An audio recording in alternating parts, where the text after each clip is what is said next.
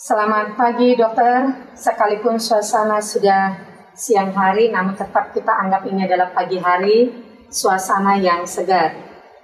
Dokter, izin, ini kita kan menyambut namanya Hari Diabetes yang akan dirayakan pada hari Minggu di tanggal 14 November. Hari Diabetes ini selalu diperingati setiap tahun, yang mana kalau kita perhatikan, penyakit diabetes itu termasuk penyakit genetik dan sangat banyak terjadi bagi kaum di bawah usia 50 tahun. Kalau dulu dokter kita perhatikan bahwasannya diabetes ini muncul pada usia di atas 50 tahun. Tapi mungkin dengan pola makan yang kurang diperhatikan saat ini sehingga diabetes ini sudah muncul pada usia di bawah 50 tahun. Dokter izin ini mau sharing-sharing. Menurut dokter diabetes itu kenapa kalau kita perhatikan setiap tahunnya itu muncul pada usia di bawah 50 tahun dokter? Silakan dok. Ya, selamat siang semuanya. Makasih. Ya, hari ini memang ya kita dalam rangka Hijrah ini dalam rangka World Diabetes Day, yang World Diabetes Day itu diperingati yang tahunnya tanggal 14 November. Dan kebetulan tahun ini temanya Access to Diabetes Care. Ya, jadi semakin banyak orang diabetes ditahu, semakin banyak memang. Jadi semakin banyak kasus diabetes, diharapkan akses untuk penanganan diabetes ini juga semakin tinggi. Ya. Jadi kalau ngomongin soal diabetes sebelumnya, kenapa sih tadi Kak Opo juga nanya ya? Kenapa makin lama makin banyak, yang muncul juga usianya jadi makin muda. Kalau kita lihat memang 10-20 tahun yang lalu memang rata-rata usia menopause istilahnya, atau usia pensiun. Banyak yang kena diabetes. Sekarang usia yang masih produktif pun sudah banyak yang kena diabetes. Itu tidak kita pungkiri. Kenapa bisa jadi seperti itu? Ya, kita tahu sama-sama ya, kalau kita lihat sekarang yang namanya makanan ya, khususnya yang fast food atau junk food, karena kutipnya gampang diaksesnya, dan itu udah global sekarang. Kalau dulu kan junk food, fast food adanya di negara maju, sekarang udah ada di negara berkembang atau bahkan negara yang berkembang pun sudah ada. Yaitu dulu adanya makanan-makanan seperti itu di kota-kota besar. Sekarang nggak hanya di kota besar, di kota kecil, di pedesaan ada, walaupun dalam bentuk KW-nya, ya kan? Apalagi sekarang ada namanya, istilahnya pesan makanan secara online. GoFood dan GrabFood ya dokter ya. Pesan makanan secara online itu buat orang mengakses makanan lebih gampang. Selain itu aksinya untuk mendapat makanan pun juga bisa sambil rumah, sambil santai-santai, sambil TV, buka handphone, yang segini. Kita datang makan, belum makan ya. Kita makanannya makin banyak, makin nggak teratur, makanannya juga nggak sesuai porsinya, aktivitas juga kurang. Ini semua kan jadi salah satu risiko untuk terjadinya penyakit metabolik diabetes ini. Sahabat Murni Teguh, tadi saya agak terlupakan. Saya memperkenalkan Dr. Brahma. Dia adalah sebagai spesialis endokrin yang menangani penyakit diabetes, yang mana untuk Dr. Brahma ini adalah dokter konsultan diabetes, dan kami juga mempunyai untuk merayakan hari kesehatan dan sekaligus memperingati hari diabetes. Kami ada konsultasi dan pemeriksaan screening untuk diabetes bagi sahabat Murni Teguh. Itu dengan harga 499.000 sudah mendapatkan konsultasi dan pemeriksaan laboratorium yang dimulai tanggal 12 sampai 30 November 2021.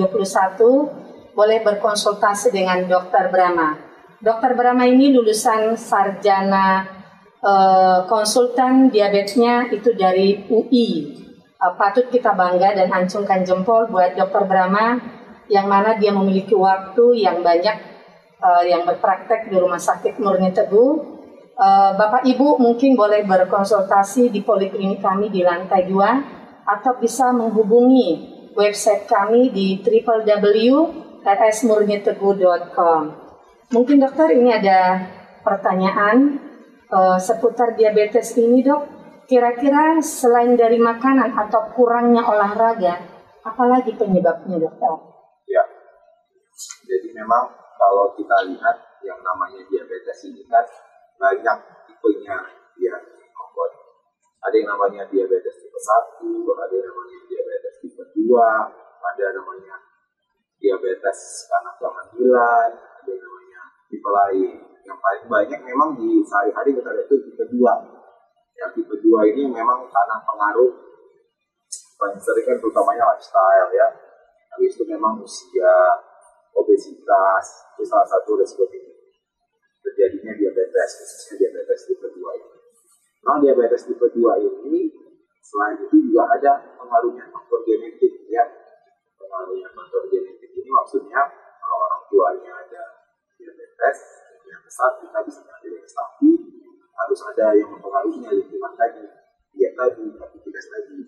Itu secara garis besar namanya diabetes yang tipe 2. Kalau yang tipe 1 ini paling sering penyebabnya autoimun ataupun juga genetik, tapi dia lebih bersifat yang autoimun, di mana ada zat dalam tubuh yang mengganggu pankreas sehingga pankreas tidak mampu menghasilkan insulin dari gulanya tinggi. Kalau yang itu biasanya munculnya lebih muda lagi, dari anak-anak sudah bisa kena diabetes. Ada juga yang diabetes yang tadi kehamilan, pas hamil bisa naik gulanya, setelah hamil turun. Jadi selama itu harus dikontrol gulanya. Atau pengaruh-pengaruh yang lain, obat-obatan ya, seperti steroid, obat-obatan yang mempengaruhi kadar gula yang lain. Jadi seperti itu memang karena kita tadi yang disebutkan porsi terbesar diabetes ini adalah diabetes tipe 2, hanya memang lifestyle yang paling berperan, paling berkontribusi kasusnya yang banyak. Terima kasih, dokter. Ini ada pertanyaan, dokter, dari Ibu Maria Sinambila 31. Izin bertanya, dokter, apakah diabetes bisa menyerang siapa saja dan segala umur? Silakan jawab, dok. Ya, seperti yang saya bilang sebelumnya tadi, ya. Jadi kalau ditanya menyerang siapa saja, bisa menyerang segala umur, bisa. Tergantung jenis diabetesnya. Ya. Diabetes si A pun sama si B sama. Makanya namanya penerapan diabetes ini kan tentunya jadinya individual. Ya. Ada yang harus bisa obat-obatan, ada yang harus suntikan, ada yang cukup jaga makan saja. Nah, jadi tergantung gimana nih profil pasiennya ini. Kenapa pasiennya kena diabetes? Yang besar penyebab utamanya apa? Kalau mulai kena dari bayi, dari anak-anak, itu paling ini autoimun ini, autoimun diabetes. Kalau itu obatnya mau nggak mau yang lain, sulit. Makanya kalau makin muda kena, itu makin besar kemungkinan yang perlu insulin. Itu yang kadang sehari-hari kita sering susah ya, karena masih muda, kadang gulanya tinggi, nggak ada gejala karena masih muda, kita anjurkan insulin agak ya nggak mau karena obatnya sedikit insulin. Itu dia, padahal sebenarnya itu tadi karena memang mungkin sebabnya di dalam tubuhnya insulinnya kurang. Beda yang sama usia yang mulai tua kena. Itu paling sering sebabnya bukan karena awal-awalnya bukan karena insulinnya kurang, tapi karena insulinnya kerjanya nggak bagus. Nah, jadi kan beda, yang satu cuma kurang, yang satu kerjanya nggak bagus, atau bisa juga ada dua-duanya. Kalau kerjanya nggak bagus ya bisa kita kasih obat-obatan yang bikin insulinnya kerjanya bagus. Atau dari makanan juga sehingga insulinnya agak sedikit istirahat supaya bisa bagus lagi. Makanya bisa dikenal dari usia 3 sampai usia 2 tadi dengan tipe jenis diabetesnya. Ya baik laki-laki maupun perempuan sama. Dokter, ini izin bertanya, dok. Kalau kita perhatikan untuk yang diabetes ini saat ini dia banyak sampai menimbulkan komplikasi. Kenapa bisa komplikasi itu terjadi? Apakah karena seperti yang dokter sampaikan, obat ataupun insulin yang dikonsumsi itu tidak pas di tubuhnya atau bagaimana kira-kira dokter? Ya, jadi prinsip utama kita nangani diabetes itu adalah mencegah terjadinya komplikasi. Ya, karena kalau udah kena diabetes, agak susah dibilang sembuh diabetes. Jadi harapannya terkontrol diabetes. Jadi kalau terkontrol, cegah komplikasi, tidak muncul komplikasi. Jadi namanya diabetes ini kan kadar gula darahnya tinggi dalam darah. Jadi semua tubuh kita ini kan ada di darah. Dari ujung kepala sampai ujung kaki itu ada darah. Di dalam darah kalau kadar gula darahnya tinggi itu merusak. Artinya apa? Kalau bisa merusak di otak, bisa merusak di mata, bisa merusak di jantung, di ginjal, sampai di kaki. Karena semua tubuh kita di darah. Kenapa merusak?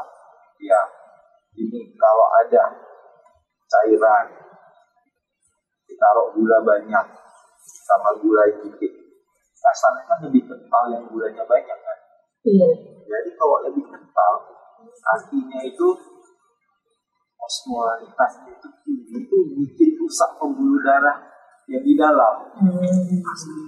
Makanya sering hitam-hitam ya dokter ya? Banyak jenisnya. Jadi yang di dalam ini rusak, karena rusak dikikis itu bisa nyempit dia jadinya. Kalau bisa nyempit, kalau di sini kan jadi stroke. Di sini ada dengan jantung, di ginjal, bisa gagal ginjal, kan di kaki juga. Makanya dicegah jangan sampai terjadi komplikasinya itu dengan cara yang kadar gula yang tadi normalkan sehingga nggak pikirannya untuk merusak tadi semakin dicegah dari obat-obatannya atau insulin terganggu. Kayak manapun kalau kita ngomongin diabetes ya ada targetnya gitu kan. Targetnya itu gula darahnya stabil, stabil, tensinya stabil dengan cara yang bisa berobatan, bisa dengan insulin, untuk orang beda-beda. Kembali saya berikan pilihan.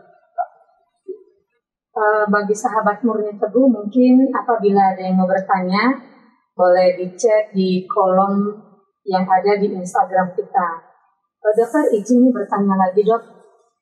Saya perhatikan banyak pasien dia yang sampai menimbulkan amputasi pada anggota tubuhnya. Apakah amputasi tersebut salah satu membantu dari pasien untuk menambah perpanjangan usia ataupun termasuk mengurangi risiko untuk dia sampai melakukan penyebaran untuk dilakukan amputasi tersebut. Ya kita namanya diabetes kan tadi balik lagi. Tapi ada satu seksi khusus untuk masalah komplikasi diabetes. Itu namanya kaki diabetes ya. Jadi pasien diabetes itu harus agak concern dikit juga masalah kakinya. Nah, kenapa? Karena kita di komplikasi diabetes itu ada yang menyerang pembuluh saraf, ada yang menyerang pembuluh darah, ya. Jadi kalau kena ke kaki itu yang agak susah. Agak susahnya gimana? Kaki ini adalah bagian tubuh yang paling jauh lah. Dia paling bawah. Kita pakai untuk berjalan. Jadi resiko untuk dia trauma itu tinggi. Kalau ada orang ada yang nyerok kakinya, nyerok kaki itu pembuluh sarafnya yang kena. Itu jadi sensasinya akan nyeri, akan sakit itu agak lain. Ya, contohnya atau paling sering itu gejalanya biasanya kebas-kebas. Ya kan? Jadi kalau kebas-kebas, kadang-kadang pasien kebas kaki saya. Tapi kalau jalan di aspal jadi enak. Atau jalan di atas batu kerikil enak. Itu disirkan pakai air panas enak. Tapi hal-hal tadi risiko trauma. Sampai melumpuh kadang bisa nggak terasa dia karena sensasi nyerinya lain. Ya, jadi kalau udah kayak gitu kan jadi gampang luka. Satu lagi karena neuropati kakinya sering terantuk, sering tertabrak, dia bisa nggak terasa. bisa nggak terasa, jadi yang slow aja. Kalau kita lah contohnya kalau pakai sepatu sempit pasti terasa kan, nggak nyaman, Nah, kasus diabetes kadang nggak terasa sama dia kok sepatunya itu udah sempit gitu. Jadi resiko dia untuk lecet, luka itu tinggi. Yang bahayanya kalau lukanya ini nggak aware sama pasiennya, nggak tanda. Pasien itu contohnya di tapak kaki. Tapi nggak setiap hari kita nih lihat tapak kaki kita. Betul. Mandi aja pun kadang lihat tapak kaki. Gitu. Betul. Jadi udah luka udah besar, baru ketahuan, baru berobat. Nah, itu yang sering susah kan. Ternyata setelah datang kita, beberapa kasus memang bisa diatasi, tapi memang ada beberapa kasus yang lukanya itu cukup luas, sudah ke tulang, pembuluh darahnya yang tadi komplikasi satunya, pembuluh darahnya juga nggak bagus, karena pembuluh darah itu penting untuk mengantarkan zat-zat supaya penyembuhan. Jadi karena nggak ada, nggak bisa sembuh, ada infeksi. Nah, tulang itu harus dibuang yang infeksi tadi. Misalnya kalau udah kena tulang, karena tulangnya harus dibuang. Kalau udah kena infeksi. Jadi kalau udah buang tulang itu nggak ada lagi tempat untuk ini bergantungan kulit dan otot sebagainya. Jadi ya, kadang memang beberapa kasus-kasus berat yang memang perlu amputasi, saya selalu bilang sama pasiennya, ya karena kita harus melepaskan sesuatu agar kita bisa mendapatkan sesuatu. Ya. Karena harus diamputasi, diamputasi dia bisa jalan lagi. Itu yang berat kadang kan kita amputasi lagi. Udah nggak mau. Padahal amputasinya itu juga untuk menyelamatkan nyawanya dan juga supaya dia bisa kualitas hidupnya bagus kembali. Iya, Dok, ini ada lagi pertanyaan nih dari sahabat Murni Teguh, Janet Nita. Dok mau bertanya, kalau orang diabetes tiap hari makan obat, apa nggak merusak ginjalnya, Dokter? Ya, ini adalah pertanyaan yang hampir setiap minggu atau beberapa hari sekali muncul oleh pasien-pasien diabetes ya. Dok, kalau makan obat terus saya takut jika saya rusak. Padahal yang lebih merusak ginjalnya adalah gula itu sendiri. Jadi memang obat itulah yang melindungi ginjalnya dari kerusakan yang disebabkan oleh gula. Itu bukan makan obat itu jadi rusak ginjalnya. Obat diabetes, obat hipertensi itu memang sudah disiapkan untuk konsumsi yang long life. Long life bisa sampai seumur hidup. Dalam harapan dengan mengkonsumsi obat tersebut, gulanya terkontrol, potensi terkontrol, tidak ada komplikasi, ginjalnya aman. Tapi memang beberapa kasus kadang pasien diabetes ini datang tidak ada sedikit gangguan di ginjalnya, ya tidak ada gangguan di ginjalnya kalau datang ke obat kita. Obat-obat tertentu memang tidak bisa kita kasih pada yang ada masalah ginjalnya ini. Kenapa? Kadang bukan masih memberatkan ginjalnya, tapi masalahnya efek samping obat itu jadi bisa juga berlebih kalau sudah ada masalah di ginjalnya. Makanya terpapar pada pasien diabetes itu walaupun berobat ke dokter pasti ada harus bisa fungsi ginjalnya. Karena fungsi ginjalnya pun juga langsung kalau turun dikit langsung ketahuan sakitnya. Sampai kita jumpai malah udah datang nggak bisa pipis, nggak bisa ini, udah harus langsung cuci darah. Kita nggak mau seperti itu. Kalau kita tahu diabetes, seperti juga. Kalau ginjalnya aman, obat apapun aman. Iya. Sahabat Murni Teguh, mungkin seperti yang dijelaskan oleh Dokter Brahma tadi, seiring dengan kita memperingati Hari Diabetes, mari konsultasikan diri Bapak Ibu apabila mempunyai riwayat diabetes ya Dok dari orang tua, supaya deteksi dini lebih awal itu justru jauh untuk menjaga kesehatan kita ke depannya. Dok, izin ini ada pertanyaan lagi. Makanan apa saja yang perlu saya hindari jika saya atau orang tua saya terkena diabetes? Ya, jadi kalau ya seperti yang kamu bilang tadi ya, jadi kalau diabetes ini kan mulai dari usia awal, bisa dibilang dari usia berapapun, kalau ada faktor keluarga juga ada resiko kita menderita diabetes, maka sebaiknya kalau kita udah usia 40 tahun ke atas memang anjurannya sudah tahu itu ada screening, misalnya bisa patah-patah berhubungan dengan gula darah.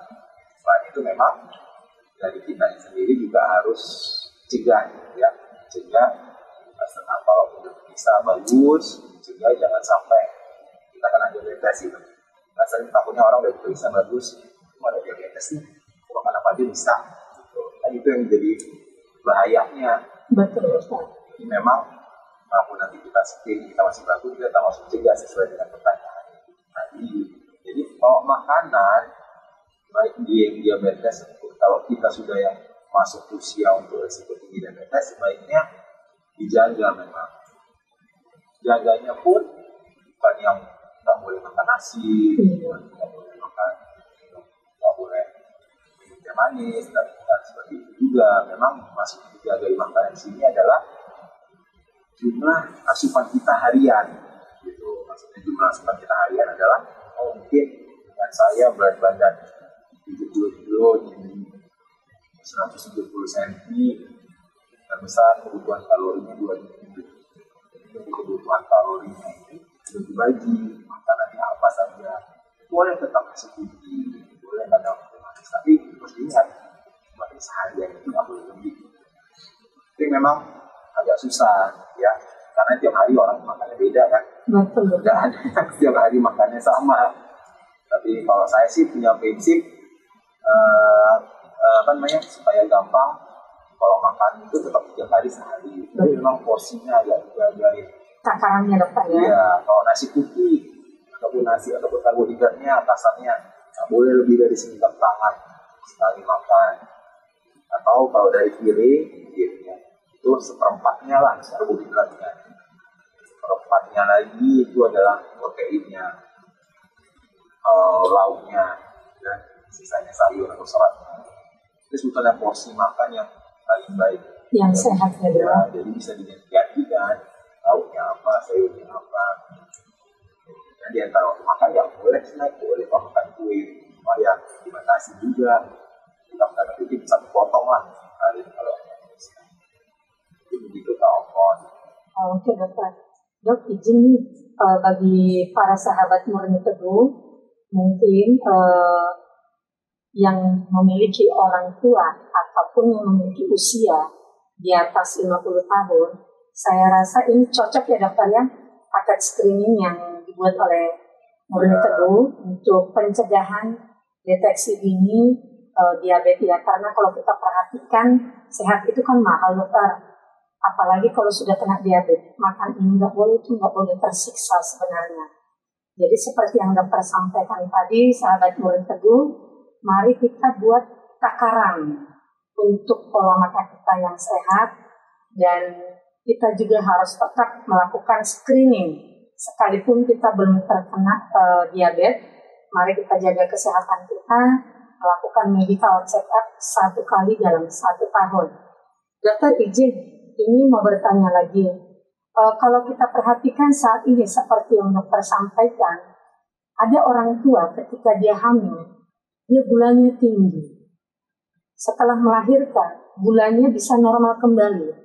Apakah itu mempengaruhi buat anaknya nanti dok untuk tumbuh kembangnya dokter? Iya, jadi yang tadi. Iya dokter. Ya. Jadi namanya diabetes gestasional ya. Diabetes gestasional itu diabetes yang muncul mulai trimester kedua kehamilan, di mana waktu hamil itu gulanya jadi naik. Sebelum itu udah ada bukti kalau memang gulanya bagus. Atau bisa juga memang diabetes dengan kehamilan. Jadi mulai dari awal hamil sudah tinggi gulanya, kesamanya ada gulanya tak ketahuan, harus dibedakan. Jadi memang pada gula darah yang tinggi ketika hamil ini memang nggak terlalu baik ya, nggak bagus buat hamil. Baik ke ibunya, baik juga ke janinnya. Salah satu resiko yang bisa terjadi kalau kadar gula darahnya tinggi itu ke bayinya itu bisa yang namanya makrosomia, jadi bayinya gemuk sampai 4 kilo. Bisa jadi resiko juga ketika persalinan.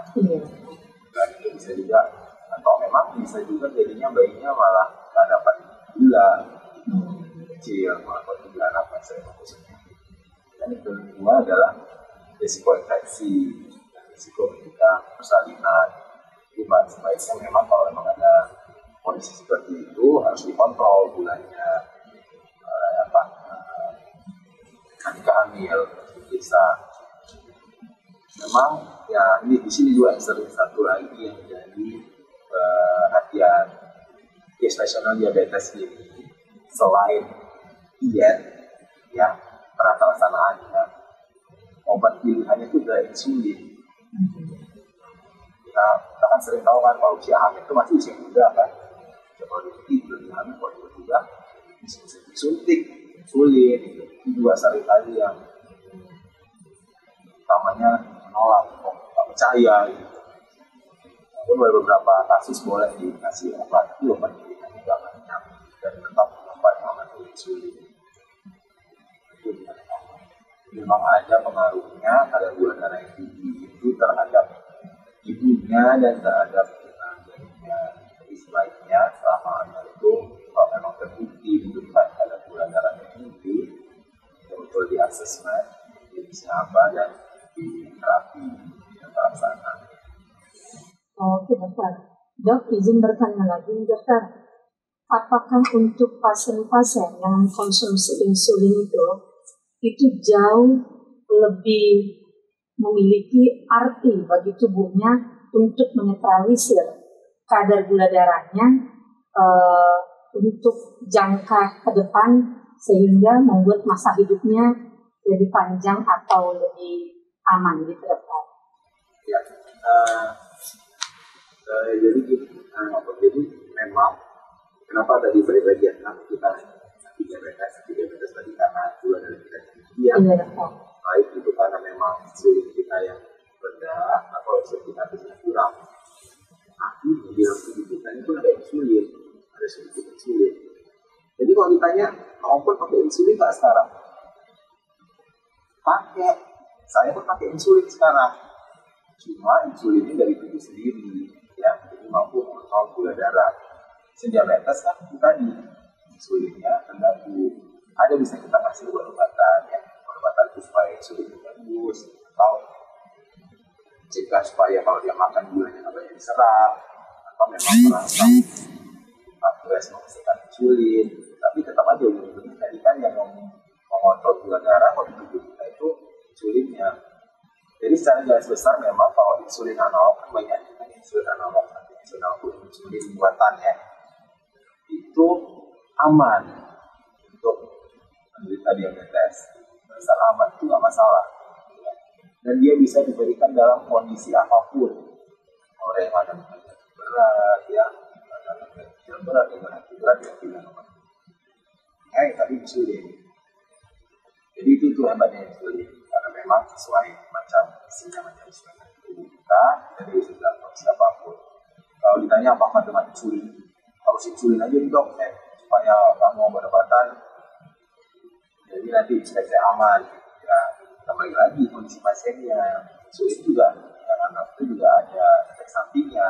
Ya, efek samping insulin karena dia ingin dari luar, itu pertama bisa hipo, bisa turun gula darahnya, karena kan pengaturannya kan istilahnya nggak macam tubuh kita kan ada one all fits all, dikuatkan berapa dengan insulin. Kalau dari luar kan dosisnya fix nih, masuk sekian, karena makan kita udah beda. Itu dia yang mungkin ada resiko drop ya dokter ya. Turun gulanya. Karena kan tujuan insulin kan menurunkan gula darah. Kalau turunnya rendah jadi drop. Nah, tahu satu lagi gemuk, berat badannya, berat badannya kan juga ada bisa muncul masalah yang lain lagi. Jadi memang tetap pada pasien itu pelaksanaannya secara holistik dan individual. Pada pasien ini profilnya seperti apa? Dia apakah memang terkontrol jelek atau kita sehat atau tidak, gimana aktivitasnya sehari-hari, berapa lama dia, apakah dia gemuk, dia kurus, belum juga apakah dia edukasinya gimana, apa dia tinggal sendiri, gimana dia cara mendapatkan obat, itu sudah dinilai obat. Jadi memang dari hasil itulah kita tentukan pengobatan yang paling efektif, paling baik buat pasiennya. Iya dokter. Dok, izin nih ada pertanyaan.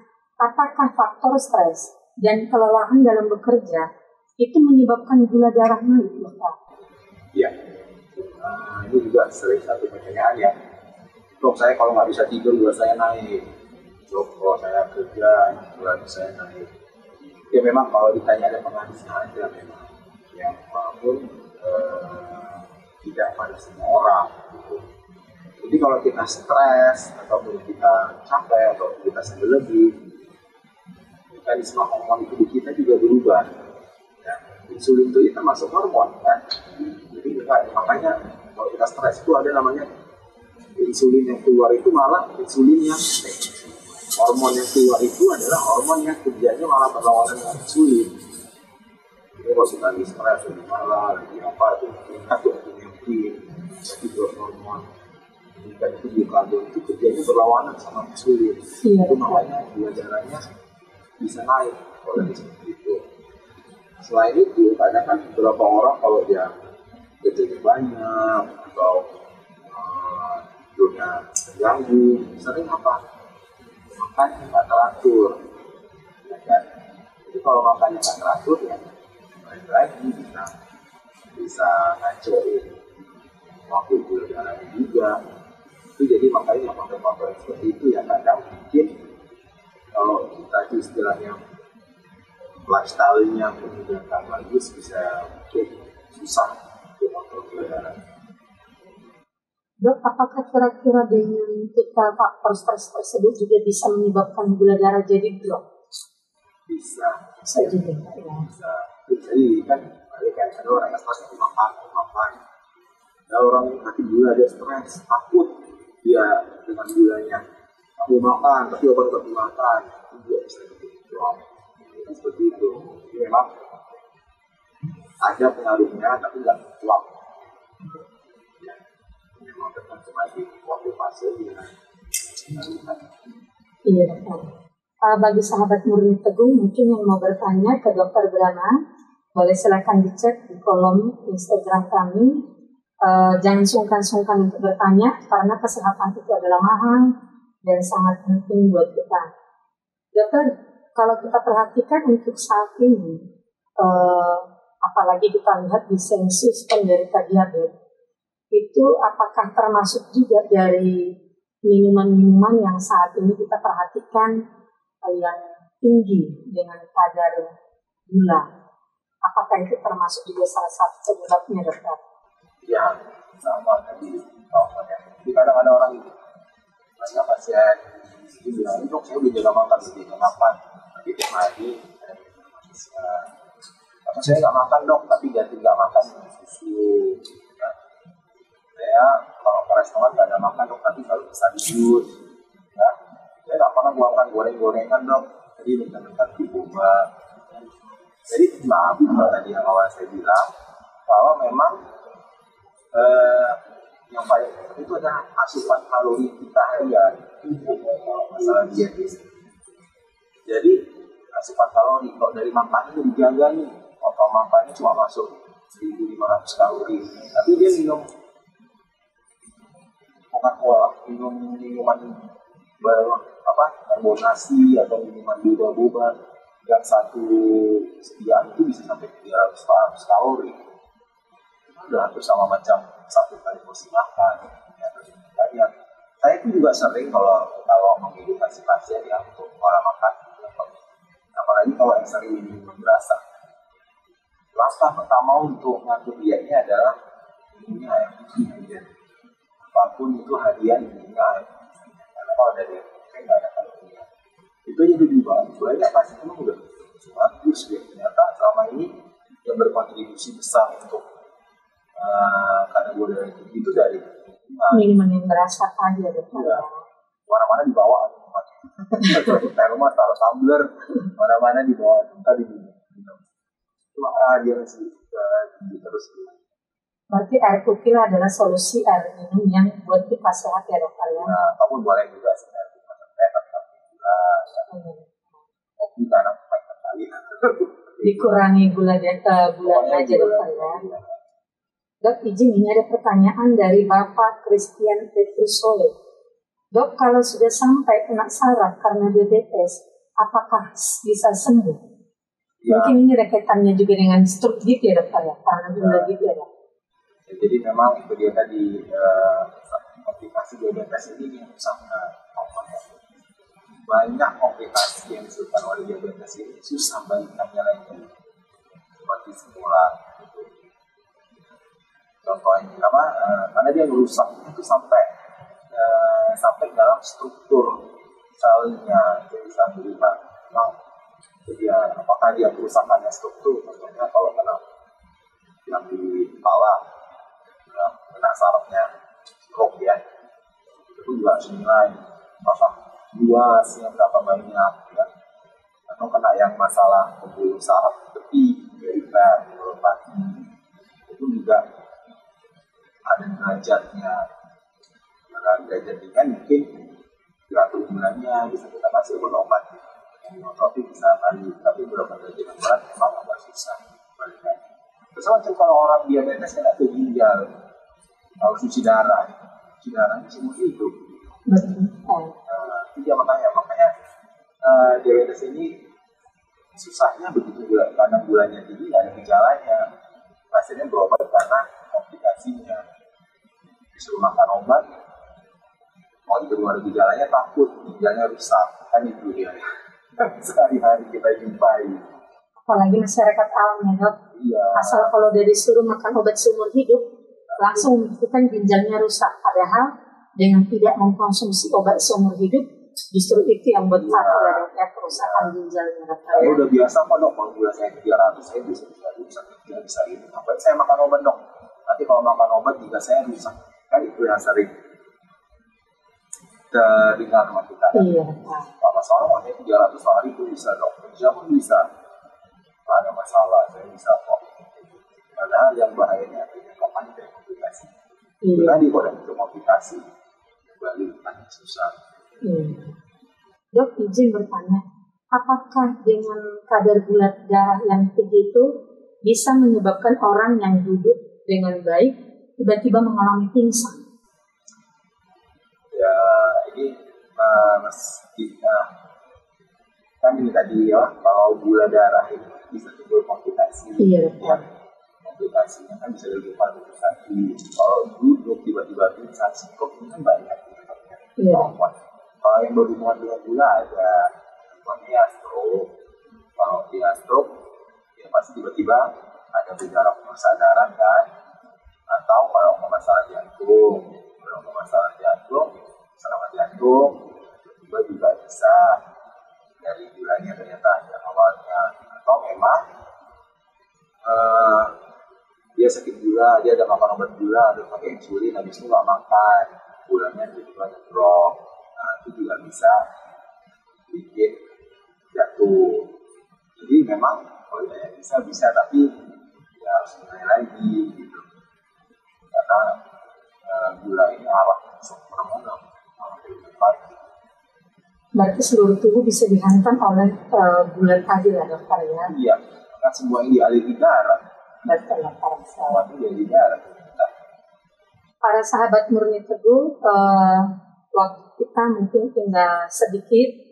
Kita ada memberikan gimmick bagi 3 pertanyaan terbaik. Mungkin sahabat Murni Teguh boleh mengisi di kolom chat karena waktu kita tinggal 10 menit lagi, sehingga jangan sampai waktu selesai pertanyaan baru muncul. Mumpung lagi ada dokter ahli diabetes kita, Dr. Brahma, yang berpraktek di Rumah Sakit Murni Teguh. Dan jangan lupa juga bagi Bapak Ibu yang mau ikut mengambil paket screening kami, boleh hubungi PIC yang ada di flyer yang sudah kami bagikan.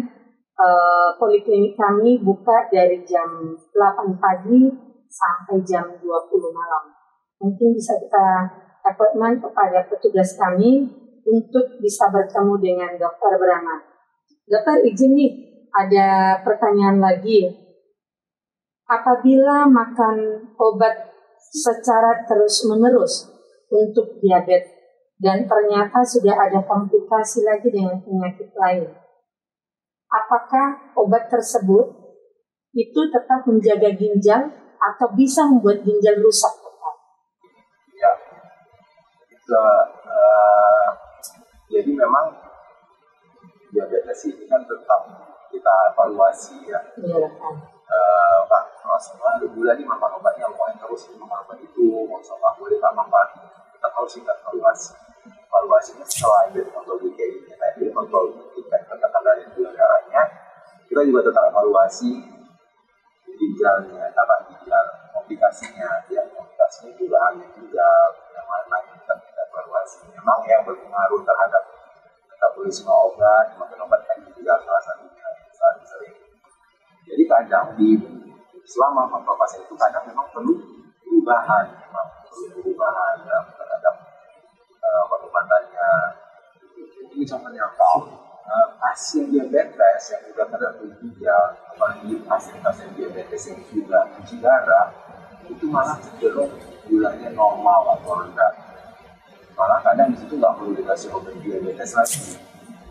Seperti itu. Jadi memang harus ada penyesuaian terhadap komplikasinya.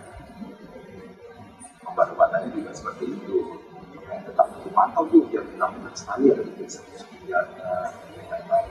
Tapi jangan dipikirkan karena makan obat itu jadi ginjal rusak. Seperti itu.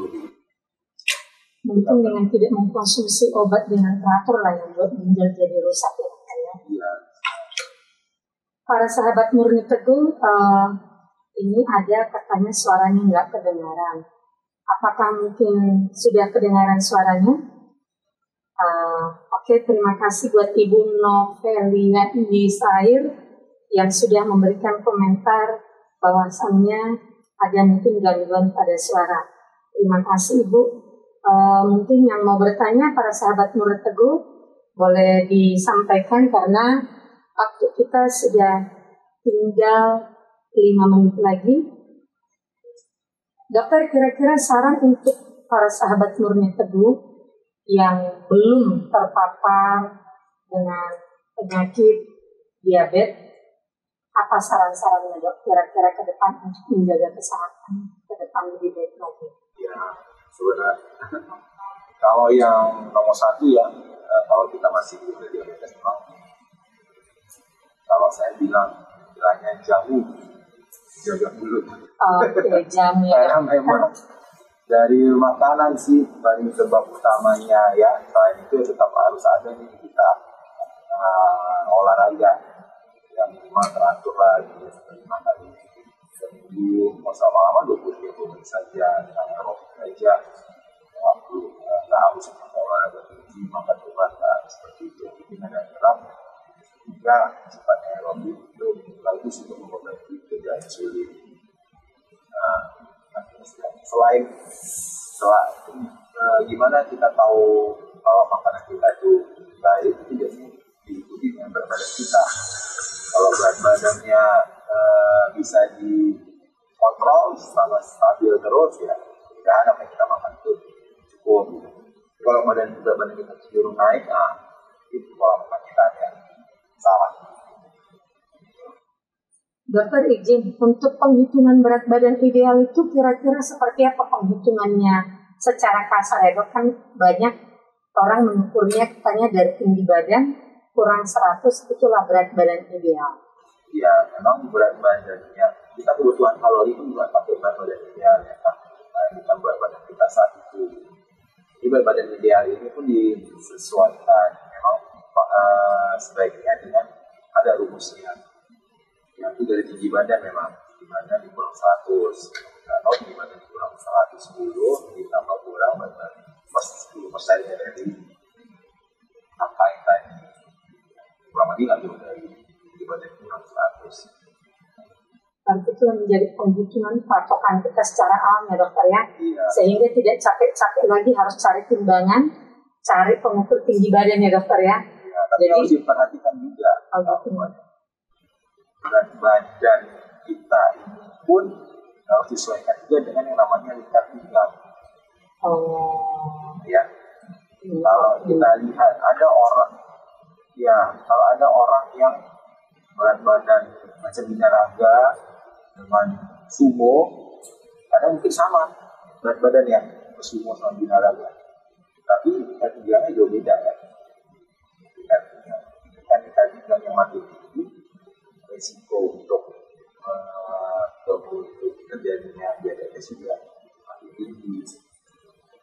Tapi lingkar pinggang juga mempengaruhi ya dok ya. Iya. Jadi bagi para sahabat Murni Teguh, di samping mengukur tinggi badan dan dikurang 100 seperti yang disampaikan dokter Brahma, kita harus menghitung lingkar pinggang ya dokter ya. Iya. Kalau lingkar pinggang yang ideal itu dok berapa kira-kira? Kalau kita orang Asia, itu sebaiknya laki-laki di bawah 90. Laki-laki di bawah 90, kalau wanita dokter? Di bawah 80. Lingkar pinggang itu ada tempatnya. Oh, ada tempatnya juga ya dokter ya? Ada orang yang ukurnya di pinggul, bukan di pinggang. Beda di pinggul sama di pinggang. Berarti harus pas pada posisi di pinggang ya dok? Iya. Apakah posisi di pinggang di tali pusat dok atau bagaimana kira dok? Tali pusat udah nggak ada lagi dong. Maksudnya ya memang ada ukurannya biasanya di antara sias kita ataupun tulang muncul di panggul sama di kita di bawah di pertengahannya itulah lingkar pinggang yang benar. Memang sebagian besar letaknya itu sejajar setinggi dengan umbilicus atau jalannya pusat ya. Jadi udah beberapa orang ada yang gitu. Apalagi kalau orangnya udah operasi untuk pusat. Jadi bingung nih gimana gitu. Betul. Jadi yang utama adalah dia lingkar yang sampai dengan batas yang diukur yang masih di bawah 90 masih nampak dia ganteng ya dok ya. Kalau dia perutnya belum begitu besar lah hitungannya dok ya, nggak boleh segitu. Oke para sahabat Murni Teguh, mungkin waktu kita tidak panjang lagi, kami berikan waktu untuk bertanya 2 pertanyaan terakhir, sekaligus kita akan mengumumkan pertanyaan terbaik yang akan berhak mendapatkan gimmick. Bagi para sahabat Murni Teguh, kami tunggu waktunya untuk bertanya. Sebelum ada pertanyaan, dokter kira-kira setelah kita bisa mendapatkan screening dari pemeriksaan yang kita lakukan, apabila dia kadar gula darahnya tinggi, namun HbA1c normal, kira-kira apakah itu termasuk bakat dia untuk menjadi pasien diabetes atau tidak dokter? Iya. Jadi memang HbA1c itu untuk melihat rataan gula darah kita dalam bulan terakhir, ya, evaluasinya sudah di atas 6,4 ya, itu memang udah memang ke atas. Yang besar dia udah ada diabetesnya. Begitu juga ada malah yang sering nggak ke saat jumpa itu gula darahnya bagus, evaluasinya yang nggak tinggi. Gitu ya. Ya, cuma memang ya ini tadi pemeriksaan HbA1c memang banyak tipnya ya, karena bergantung pasien dan memang ada standarisasi khusus ya. Sehingga mudah-mudahan kita sudah ada standarisasi khusus ya, tahu ya. Iya betul. Pemeriksaan HbA1c karena memang kalau kita lihat kriteria diagnosis menggunakan diabetes itu dia nggak harus gulanya tinggi ya, harus ada tinggi baru dia bisa diabetes. Tapi atau salah satunya bisa ke arah diabetes. Oke dokter. Dok, berhubung waktu kita sudah mau selesai, mungkin Bapak Ibu yang memiliki pertanyaan terbaik, kami akan hubungi ada 3. Yang pertama adalah Bapak Petrus, yang kedua kebetulan ada email dari handphone saya, Dok. Nanti kami akan hubungi lewat chat. Untuk gimmick boleh diambil di customer service kita di jam 8 sampai dengan jam 7 malam, dan boleh juga menghubungi kita di Rumah Sakit Murni Teguh.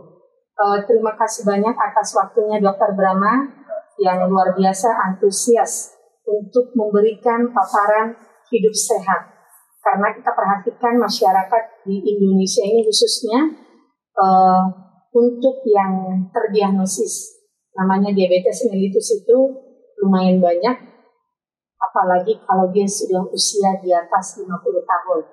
Sahabat Murni Teguh boleh menghubungi kami untuk mencari pakar daripada diabetes yang mana Dr. Brahma adalah lulusan dari Universitas Indonesia yang selalu ada di Rumah Sakit Murni Teguh untuk memberikan solusi bagi penderita diabetes para sahabat Murni Teguh. Terima kasih dokter atas waktunya. Selamat sore, salam sehat buat kita semuanya. Terima kasih.